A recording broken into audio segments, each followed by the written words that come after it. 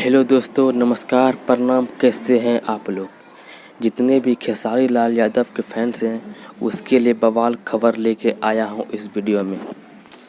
आपको फ्रेंड्स बता दूं, कल एक सॉन्ग आ रहा है हमारे ट्रेंडिंग स्टार खेसारी लाल यादव जी का, आदिशक्ति फिल्म के द्वारा। इसकी खबर फ्रेंड्स अखिलेश कश्यप खुद दिए लाइव आकर। आपको फ्रेंड्स बता दूं, ये सॉन्ग कल आदिशक्ति फिल्म पर आएगा 6:30 बजे। इस सॉन्ग को लिखे हैं friends Akhilesh Kashyap ji and music दिए हैं श्याम आकाश एंड गाए हैं हमारे ट्रेंडिंग स्टार खेसारी लाल यादव जी और साथ में अंतरा सिंह प्रियंका। अभी फ्रेंड्स सॉन्ग का पोस्टर लॉन्च नहीं किया गया है। आज शाम तक में फ्रेंड्स पोस्टर को भी लॉन्च कर दिया जाएगा आदिशक्ति फिल्म के द्वारा। खेसारी लाल यादव के जितने भी फैंस हैं इस वीडियो को लाइक कीजिए एंड शेयर कीजिए एंड मेरे यूट्यूब चैनल को सब्सक्राइब कीजिए। Thank you. जय हिंद, जय भारत।